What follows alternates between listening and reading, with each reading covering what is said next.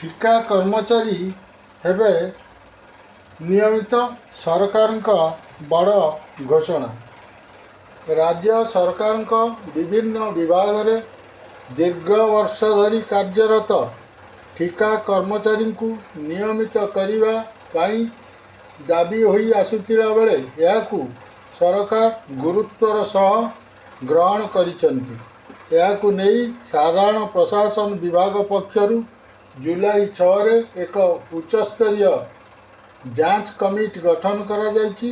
एने विभागीय अतिरिक्त सचिव एक निर्देशनामा जारी करिसंती। निर्देशनामा रे अर्थ विभाग प्रमुख सचिवक अध्यक्षतार जांच कमिटी गठन होगाकू रही बेले साधारण प्रशासन जल संपद आईन और अनुसूचित जाति जनजाति विभाग सचिव सदस्य रहिबे। उक्त कमिटी विभिन्न विभाग में आडहक किंबा चुक्तिभित्तिक भाव कार्यरत कर्मचारी नियमितकरण लगी सरकार नीतिगत ढांचा और आईनगत स्थिति को परीक्षा करिवे।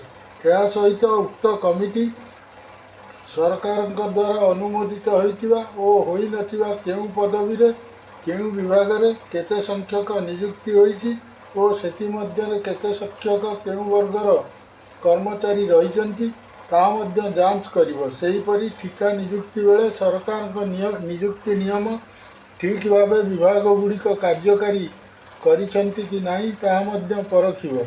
एथि सहित ग्रुप बी सी और डी पदवी चुक्तिभित्तिक नियुक्ति नियम 2013 प्रणयन पूर्व करा नियुक्ति मामला गुड़िकर जांच करिवो। समस्त विभागर ठिका कर्मचारी नियुक्ति प्रक्रिया जांच पर केते संख्यक कर्मचारी सरकार नियम रे नियमित होगापाई आसुचंती ता निर्धारण हेबो बोली जना पड़ी। उल्लेखयोग्य जे 2022 अक्टोबर रे पूर्व सरकार समय ठिका प्रथा संपूर्ण उच्छेद होला बोली कुआगला। याकू नहीं सेतेबेले 57,000 कर्मचारी को नियमित करा जायतिला।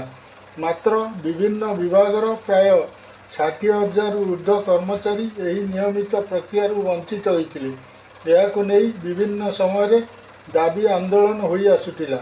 पर सरकार द्वारा यही प्रक्रिया आरंभ होइतिबा विभिन्न संघ पक्षरु कुआ जायछि।